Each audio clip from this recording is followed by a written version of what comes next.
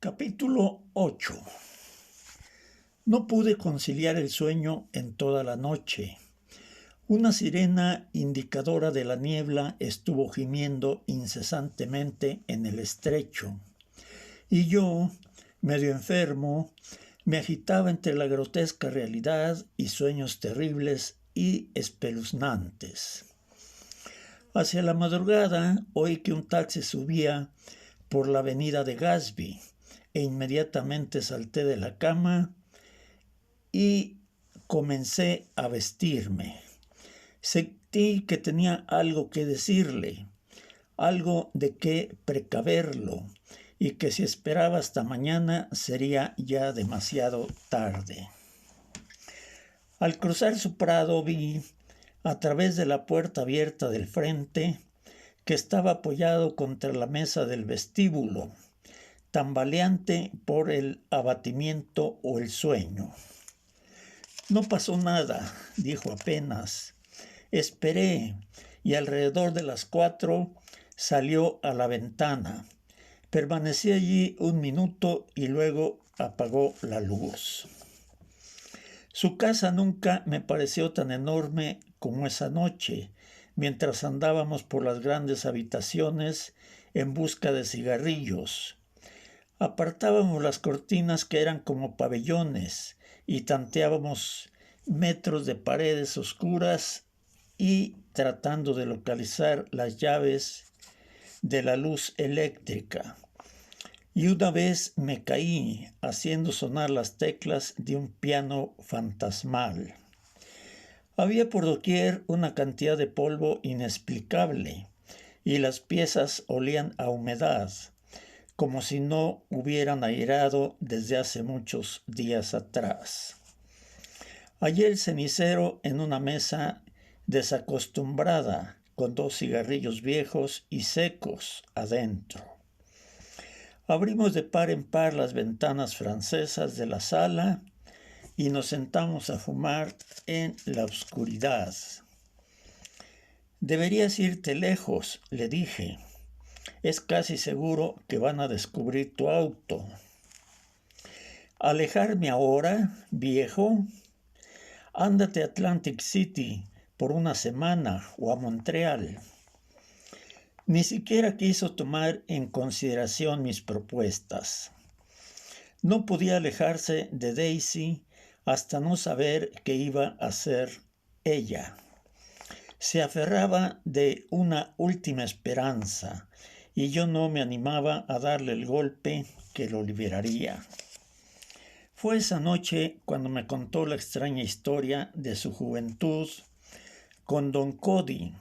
Me la contó porque Jay Gatsby se había quebrado como un vidrio contra la dura maldad de Tom, y aquella larga y secreta extravagancia había llegado a su fin. Creo que en ese momento hubiera confesado sin reservas cualquier cosa, pero su deseo era hablar de Daisy. Había sido la primera chica buena que conoció, debido a varias inclinaciones secretas de su espíritu. Se sentía en contacto con esa clase de gente, pero siempre como si se lo separara de ella una indefinible alambre de púas. La encontró provocativamente deseable. Frecuentó su casa, al principio con otros oficiales de Camp Taylor y luego solo. Quedaba cortado de asombro, pues nunca había estado antes en una casa tan hermosa. Pero lo que aumentaba la intensidad de su emoción hasta quitarle el aliento era que Daisy vivía allí y que la casa era para ella un marco tan natural como para él su tienda de campaña. La misma casa era propicia al ensueño, un piso alto que daba la idea de dormitorios más hermosos y frescos que los dormitorios verdaderos, corredores que sugerían una alegre y radiante actividad, lustrosos autos de último modelo que insinuaban romances, no marchitos ni amarillentos, sino frescos, fragantes y bulliciosos, y bailes cuyas flores no llegaban nunca a marchitarse. También lo estimulaba el hecho de que muchos hombres hubieran ya amado a Daisy. Eso lo valorizaba ante sus ojos.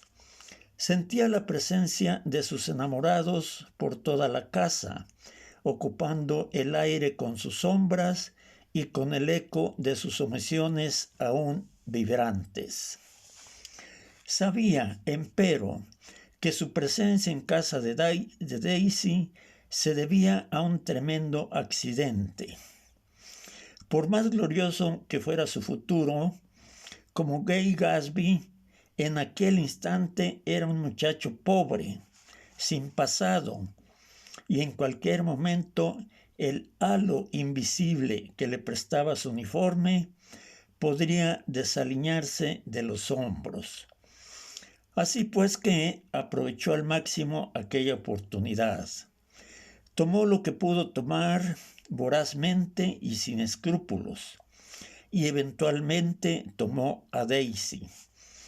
Una quieta noche de octubre la tomó porque no tenía siquiera el derecho de tocar su mano. Podía habérsele ocurrido la idea de despreciarse a sí mismo, porque en verdad la había tomado bajo falsas apariencias. No quiero decir que especulara con sus millones fantasmagóricos, pero dio deliberadamente a Daisy una sensación de seguridad.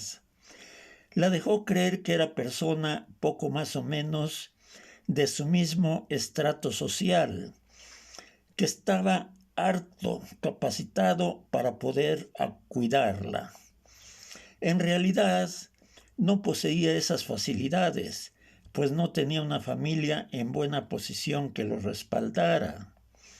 Y en cambio, estaba ligado al antojo de un gobierno impersonal que podía mandarlo de un soplo a cualquier parte del mundo. Sin embargo, no se le ocurrió la idea de despreciarse, ni las cosas resultaron como él había imaginado. Su primera intención era probablemente tomar lo que pudiera y alejarse después, pero ahora descubría que se había comprometido a beber hasta el fin de ese cáliz.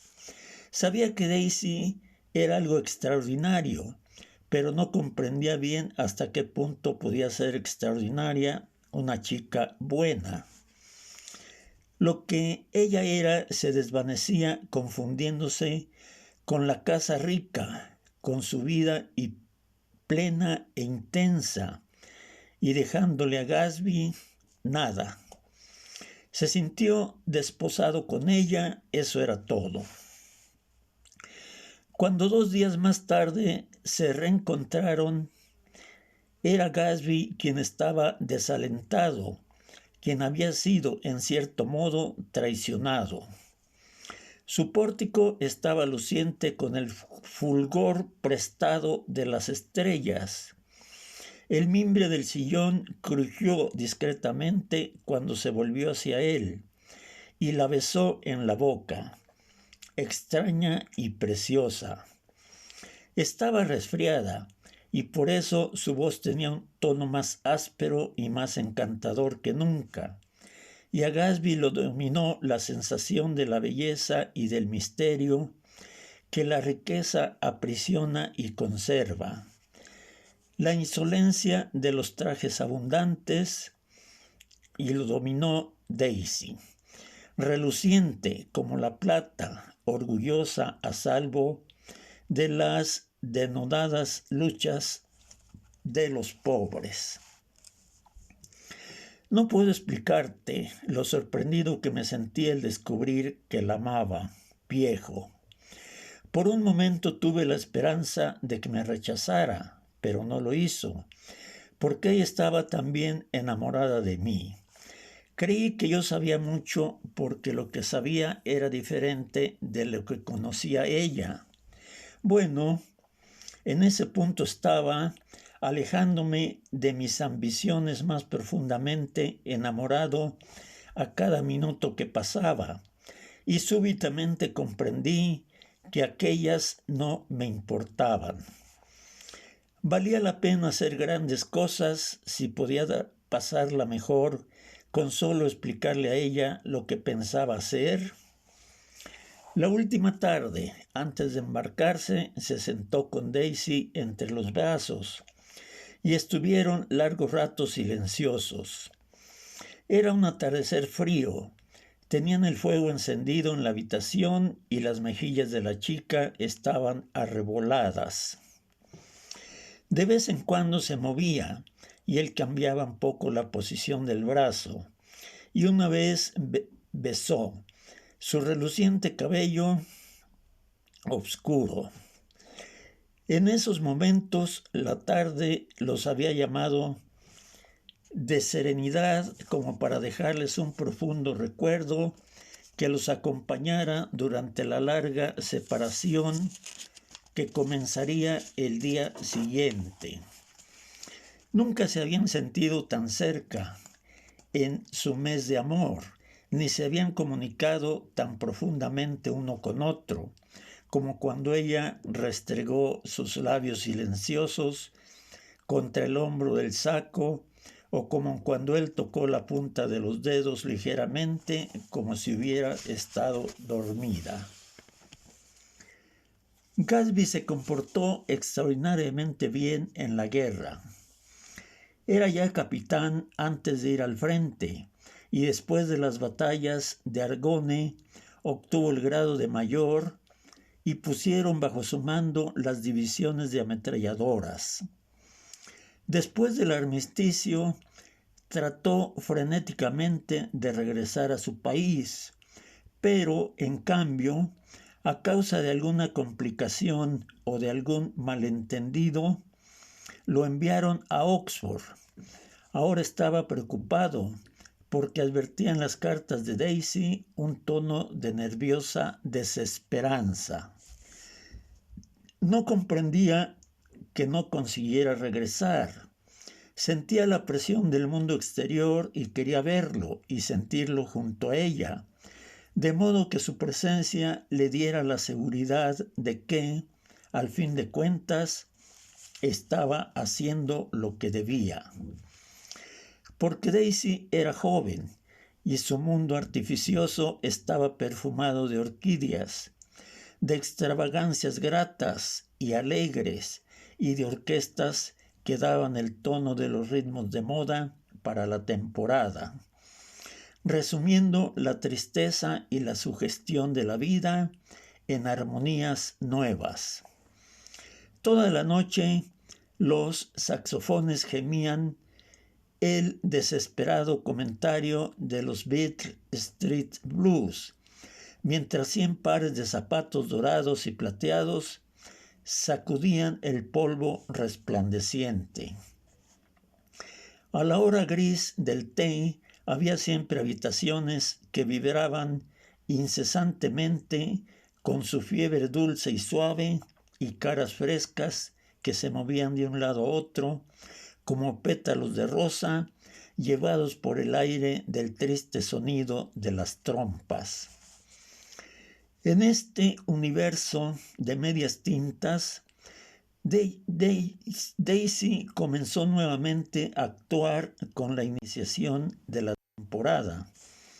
De pronto se encontró otra vez dándose media docena de citas con media docena de hombres y llegando semidormida a la madrugada para dejar confundidos por el suelo junto a la cama los canutillos y chiflones del vestido de fiesta con las horquillas desfallecientes.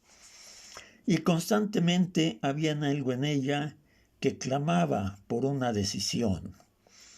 Ahora quería que su vida tomara una estructura definitiva, que la tomara de inmediato, y alguna fuerza a su alcance tenía que impulsarla a la decisión.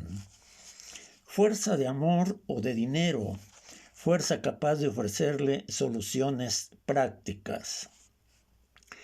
Esta fuerza tomó forma a mediados de la primavera, con la llegada de Tom Buchanan.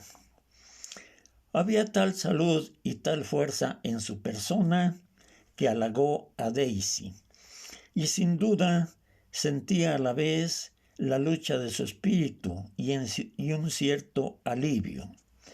Gatsby aún estaba en Oxford cuando le llegó la carta. Amanecía ya en Long Island, de modo que abrimos las ventanas del piso bajo para llenar la casa de una luz, ora gris, ora dorada. La sombra de un árbol cayó bruscamente atravesando la ligera bruma que se levantaba y pájaros escondidos rompieron a cantar sobre las hojas violáceas. Había un movimiento grato y lento en el aire, apenas una brisa, que prometía un día espléndido y fresco. No creo que lo haya amado nunca. Gatsby se volvió desde la ventana y me miró desafiante. Tienes que recordar, viejo, que esta tarde estaba muy alterada. Él le dijo todo eso de un modo que la asustó. Presentó las cosas de tal modo que me hacía parecer como un estafador de pacotilla, y el resultado fue que ella apenas si sabía lo que estaba diciendo. Tomó asiento, abatido. Es claro que puede haberlo querido en algún momento, cuando estaban recién casados, pero siempre amándome más a mí, aún entonces, ¿comprendes? De improviso salió afuera con una observación extraña.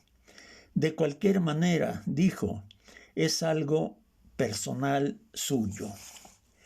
¿Qué hacer sino suponer una inconmensurable intensidad en su apreciación de este asunto? Había regresado de Francia cuando Tony y Daisy estaban todavía en su viaje de bodas, y con el último dinero de su paga hizo un viaje a Louisville que le resultó lamentable, pero no pudo dejar de hacer. Permaneció allí una semana recorriendo las calles por las que sus pasos habían resonado juntos en noches de noviembre y visitando otra vez los lugares apartados a los que habían ido con su auto blanco. Así como la casa de Daisy le había parecido siempre más misteriosa y alegre que las demás de la ciudad misma, aun estando ella lejos, se le presentaba impregnada de una melancólica belleza. Se fue, al fin, con la sensación de que, si hubiera seguido buscando, podría haberla hallado, de que al irse la abandonaba. El interior del vagón diurno se había quedado sin dinero y no tenía cama. Estaba sofocante. Salió a la plataforma trasera y se sentó en un banco plegadizo. La estación se alejaba paulatinamente y pasaban los cuerpos de edificios desconocidos. Al fin salieron a los campos primaverales, donde un tranvía amarillo corrió paralelamente al tren un corto rato, lleno de gente que tal vez había visto la magia de su rostro pálido al pasar por una calle cualquiera. El tren dobló, alejándose del sol, el cual, al hundirse cada vez más, parecía derramarse como una bendición sobre la ciudad en que ella había dejado la huella de su aliento y que ahora se desvanecía a lo lejos. Extendió la mano como para retener algo del aire, como para salvar un fragmento del lugar que ella le había hecho querido. Pero todo huía muy rápido ante sus ojos enrojecidos y comprendió que había perdido una parte de aquello para siempre, la más fresca y la mejor. Eran las 9 cuando terminamos de desayunar y salimos afuera, al pórtico. La noche había impreso un cambio radical en el estado del tiempo y había en el aire un sabor otoñal.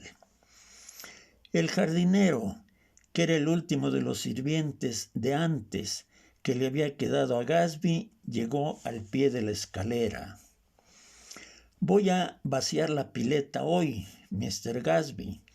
Las hojas comenzarán a caer bien pronto y si se dejan, hay inconvenientes después con los caños». «No lo haga hoy», le contestó Gatsby. Se volvió hacia mí como disculpándose. No usé la pileta en todo el verano, ¿sabes, viejo? Miró el reloj y me levanté. Faltaban 12 minutos para que salga mi tren. Yo no quería ir a la ciudad, no me hallaba con ánimo de afrontar una jornada pesada de trabajo. Además, tampoco quería alejarme de Gatsby. Perdí ese tren y el siguiente antes de que pudiera decidirme. «Te llamaré», dije al fin. «Hazlo, viejo. Te llamaré a eso del mediodía». Bajamos lentamente la escalinata. «Supongo que Daisy también me hablará». Me miró ansiosamente con la esperanza de que yo corroborara lo que había dicho. «Lo supongo, yo también». «Bueno, adiós». Nos dimos la mano y partí. Un paso antes de llegar al cerco recordé algo y me volví. «Es una gente pésima», les grité desde el prado. «Tú vales más que todos ellos juntos». Siempre siento satisfacción de haber dicho eso. Ha sido el único cumplimiento que le haya dirigido porque desaprobaba su conducta de principio a fin. Primero me agradeció con una inclinación de cabeza y luego su cara se iluminó bruscamente con una sonrisa radiante y comprensiva. Su magnífico traje rosado era una nota de color contra los escalones blancos y recordé la noche en que había venido por primera vez a su hogar ancestral, 3 meses antes. En aquel entonces el prado y la avenida estaban llenos con los que se divertían tratando de adivinar su corrupción, mientras él los despedía desde la escalera, ocultando su sueño incorruptible. Le agradecí su hospitalidad. Siempre estábamos en tren de agradecerle eso. Yo tanto como los demás. «Adiós», le grité. «Muy bueno el desayuno, Gatsby». Ya en la ciudad intenté clasificar durante un rato las cotizaciones de una interminable cantidad de acciones y después me adormecí en mi sillón giratorio. Poco antes de mediodía me despertó la campanilla del teléfono y me despabilé, con la frente perlada de sudor. Era Jordan Baker. A menudo me hablaba a esa hora, porque dado su continuo ir y venir entre hoteles, clubs y casas de familia, me resultaba difícil comunicarme con ella en otra forma. Por lo general, su voz me llegaba como algo descansado y fresco, como si el aroma de los verdes links de golf hubieran entrado de un soplo por las ventanas, pero ese día me pareció áspera y seca. «Me fui de lo de Daisy», dijo. «Estoy en Hampstead y parto esta misma tarde para Southampton. Probablemente era un gesto de discreción de su parte alejarse de casa de Daisy, pero el hecho me incomodó y lo que a continuación dijo me dejó frío. No estuviste muy amable conmigo anoche. ¿Qué podía tener de importancia en esas circunstancias? Hubo un momento de silencio. Después, de todos modos, quisiera verte. Yo también quisiera. ¿Qué te parece si en lugar de irme a Southampton, voy para allá y nos vemos esta tarde? No, creo que esta tarde no puedo. Muy bien, no me es posible esta tarde. Tengo varias... Conversamos en ese tono un rato más y bruscamente la comunicación se cortó. No sé bien quién de nosotros colgó el auricular con un brusco golpecito, pero sé decir que no me importaba. No me sentía ese día como para charlar con ella, separados por la mesita del té, ni aunque hubiera sido esa la última oportunidad de hablarla que hubiera tenido en esta vida. Llamé a casa de Gatsby unos minutos más tarde, pero la línea se hallaba ocupada. Volví a intentar 4 veces el llamado. Al final, una telefonista de la central, exasperada, me dijo que la línea estaba ocupada por una comunicación a larga distancia con Detroit. Saqué el horario de ferrocarriles y tracé un pequeño círculo, indicando el tren de las 15:50. Luego me recosté en la silla y traté de pensar. Era exactamente el mediodía. Cuando pasé en el tren frente a los grupos de fresnos aquella mañana, me había ubicado deliberadamente del otro lado del vagón.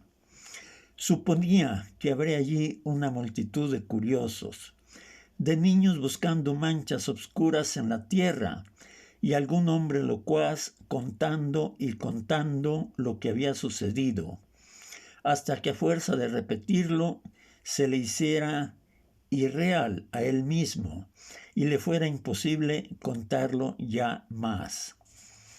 Con lo que comenzaría a olvidarse el trágico fin de Myrtle Wilson.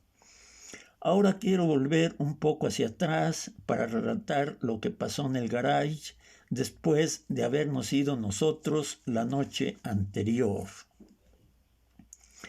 Había sido difícil ubicar a su hermana Catherine, que esa noche posiblemente había roto sus principios contra la bebida, porque cuando llegó estaba estupizada con el alcohol y era incapaz de comprender que la ambulancia ya había partido para Flushing. En cuanto lograron convencerla de esto, se desmayó, como si hubiera sido eso lo intolerable de la situación. Alguien generoso o que se sintió impulsado por la curiosidad la llevó en su coche a la madrugada junto al cuerpo de su hermana. Hasta muy pasada la medianoche, una multitud cambiante se amontonaba frente al garage, mientras adentro Jorge Wilson se hamacaba de atrás para adelante en un sillón. Durante un rato la puerta de la oficina se mantuvo abierta y todos los que entraban al garage miraban irresistiblemente hacia adentro. Finalmente alguien dijo que aquello era una vergüenza y la cerró. Michaelis y otros estaban con él. Al principio eran 3 o 4 hombres, luego solo 2 o 3. Cuando se hizo más tarde aún, Michaelis tuvo que pedirle al último que esperase allí 15 minutos más, mientras él iba a casa a preparar un poco de café. Después de eso quedó solo con Wilson hasta que amaneció. A eso de las 3 de la madrugada varió la forma del incoherente balbuceo de Wilson. Se serenó y comenzó a hablar del auto amarillo. Anunció que sabía la manera de descubrir al dueño y luego contó atolondradamente que un par de meses atrás su esposa había regresado de la ciudad con la cara magullada y la nariz hinchada. Pero cuando se escuchó a sí mismo decir eso, perdió el control y comenzó a exclamar nuevamente: «¡Oh, Dios mío!», con voz desgarrada. Michaelis hizo un torpe intento de distraerlo.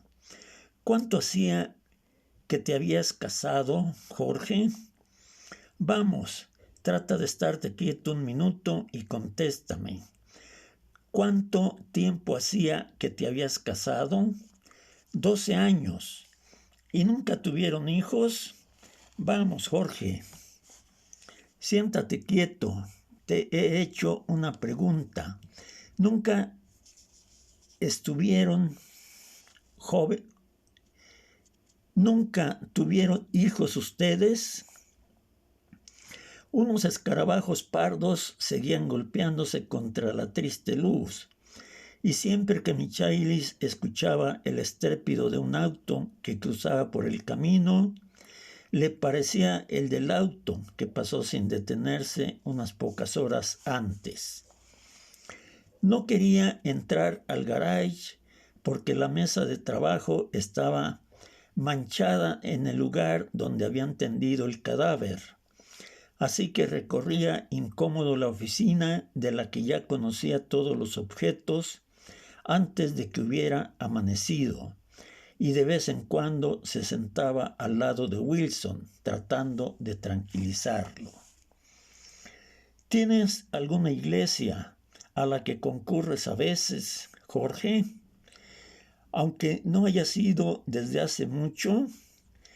¿Qué te parece si voy hasta la iglesia y busco un sacerdote para que venga y te hable, No pertenezco a ninguna. Debieras tener una, Jorge, para oportunidades como esta. ¿No te casaste por la iglesia? Eso fue hace mucho. El esfuerzo que hacía para contestar rompió el ritmo con que se amacaba. Durante un momento guardó silencio. Después volvió a sus ojos desteñidos la misma mirada semi-inconsciente y semi-extraviada. «Mira en ese cajón de allí», dijo señalando el escritorio. «¿Qué cajón?» «Ese cajón, ese de allí». Michaelis abrió el cajón que tenía más a la mano. Nada había en él, salvo un costoso collarcito de perro hecho de plata y cuero trenzado. Aparentemente estaba nuevo. «¿Esto?», le preguntó levantándolo. Wilson miró y asintió. «Lo encontré ayer de tarde. Ella quiso explicarme por qué lo tenía, pero yo me di cuenta que se trataba de algo turbio». «¿Quieres decir que tu señora lo había comprado?» «Lo tenía envuelto en papel tisú en su escritorio». Michaelis no vio en ello nada de singular y le dio a Wilson una docena de razones que podían explicar por qué su esposa lo había comprado. Pero es probable que Wilson haya escuchado antes esas mismas explicaciones de labios de Myrtle, porque comenzó nuevamente a balbucear. «Oh, Dios mío». Su amigo, que intentaba consolarlo, dejó entonces varias explicaciones en el aire. «Y entonces la mató», dijo Wilson. Quedó de pronto idiotizado con la boca abierta. «¿Quién la mató?» «Tengo el modo de descubrirlo». «Desvarías, Jorge», dijo su amigo. Es que esto ha sido un golpe muy fuerte para ti y no sabes lo que estás diciendo. Trata más bien de quedarte tranquilo hasta mañana. La ha asesinado. Fue un accidente, Jorge. Wilson sacudió la cabeza, frunció los ojos y ensanchó levemente la boca al tratar de modular un de suficiencia. Lo sé, dijo concretamente. Soy uno de esos tipos confiados y nunca pienso mal de nadie, pero cuando sé una cosa la sé bien. Era el hombre del auto. Salió corriendo para hablarle y él no quiso detenerse. Michaelis lo había visto, pero no se le había ocurrido que pudiera tener ningún significado especial. Creía que Mr. Wilson había tratado de escapar de su marido, más bien que de detener especialmente a ningún auto. ¿Cómo crees que pudo haber sido? Era una mujer complicada, dijo Wilson, como si eso no respondiera a la pregunta. Comenzó nuevamente el vaivén. Michaelis se quedó en pie, retorciendo el collarcito contra sus manos. ¿No tienes algún amigo a quien quieres que llame por teléfono, Jorge?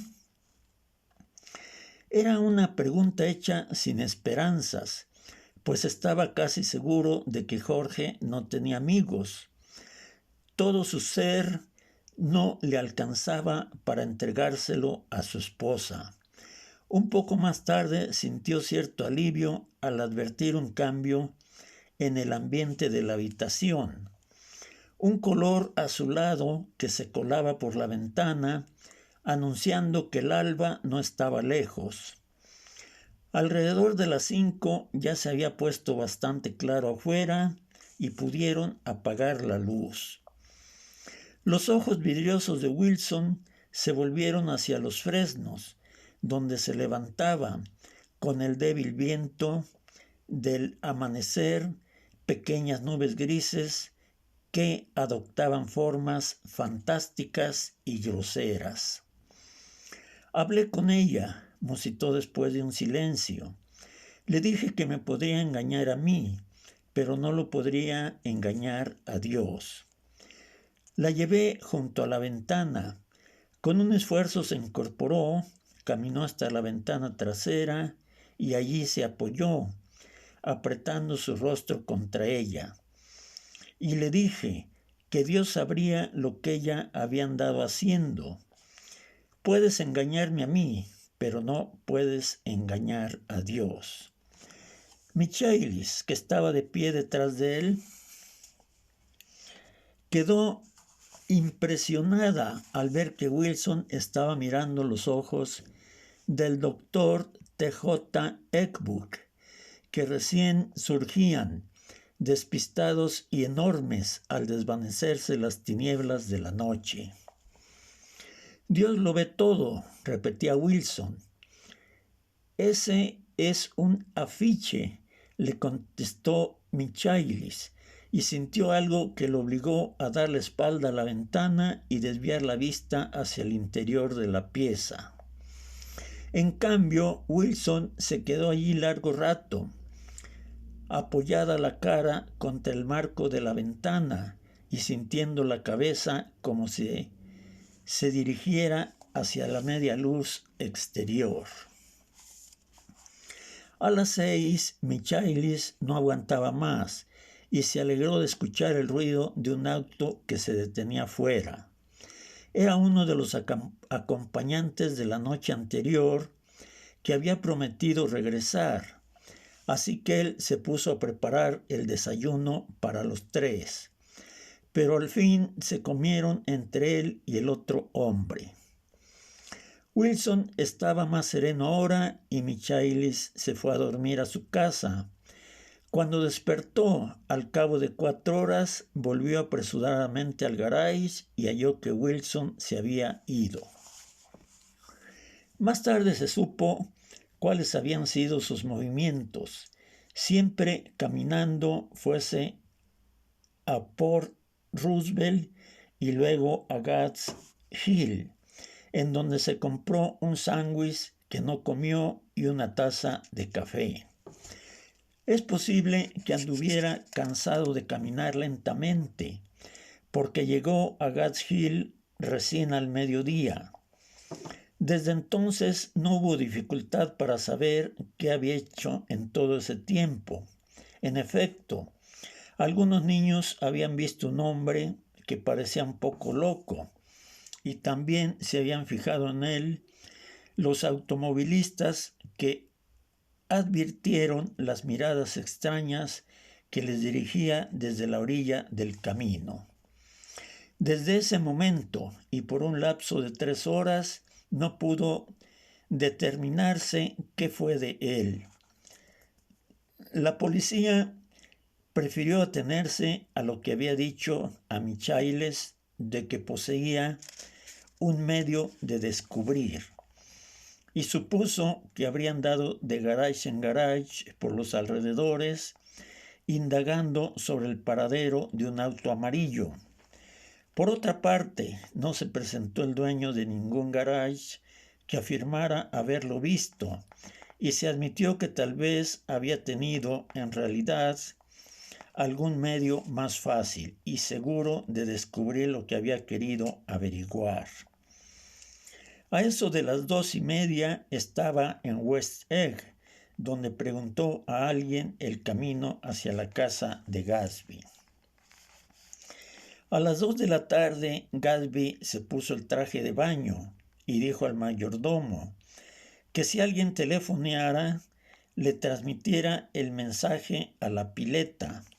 Se detuvo en el garage en busca del colchón neumático que había servido para diversión de sus huéspedes en verano, y el chofer lo ayudó a inflarlo. Después dio orden de no sacar el auto abierto bajo ningún concepto, lo que era extraño porque el guardabarro delantero de la derecha necesitaba reparación. Gadsby se echó el colchón al hombro y se dirigió hacia la pileta. Como en el trayecto se detuviera para acomodar un poco, el chofer le preguntó si necesitaba ayuda. Él hizo un gesto, rechazándola, y al poco rato desapareció entre los árboles amarillentos. No hubo ningún llamado telefónico, aunque lo esperó hasta las 4, perdiendo su siesta, y si más tarde lo hubo, no existía ya a quien transmitírselo. Tengo la impresión de que Gadsby mismo no creía que lo fueran a llamar y tal vez ya no le importaba. Si fuera así, habrá sentido perdido su mundo cálido y habrá pagado así el alto precio de vivir demasiado tiempo girando en torno de un solo sueño. Por encima de él habrá visto un cielo poco familiar entre hojas que causaban miedo, y se habrá estremecido al ver qué cosa grotesca es una rosa y qué brutal la luz del sol en el césped apenas crecido. Habrá contemplado todo un mundo nuevo, material, pero no real, en el que se arrastraban al acaso en torbellinos, muchedumbres de pobres, fantasmas respirando sueños aéreos. Fantasmas como esa figura blanca y terrosa que se deslizaba hacia él por entre los árboles amorfos. El chofer, que era uno de los protegidos de Wolfschain, escuchó los disparos y lo único que supo decir fue que no les había prestado mucha atención. Desde la estación fui directamente a la casa de Gadsby, como ya había decidido, y mis pasos atropellados que subían la escalera constituyeron el primer signo de alarma. Sin embargo, estoy firmemente convencido de que ya entonces lo sabían. Casi sin pronunciar palabra, 4 de nosotros, el mayordomo, el chofer, el jardinero y yo, nos precipitamos hacia la pileta. Había un ligero movimiento, apenas perceptible, del agua, debido al chorro fresco que, desde un extremo, buscaba su camino hacia el desagüe situado en el otro. Sobre las pequeñas ondas del agua, que eran apenas sombras de olas, el colchón cargado cruzaba la pileta con movimientos irregulares. Un pequeño soplo de aire que apenas ondulaba la superficie bastaba para perturbar ese trayecto casual con su carga casual. El roce con un montón de hojas lo hizo girar lentamente, trazando, como las señales de tránsito, un delgado círculo rojo en el agua. Ya habíamos partido con Gadsby hacia la casa, cuando el jardinero vio el cuerpo de Wilson, un poco más lejos entre el pasto. El holocausto era completo.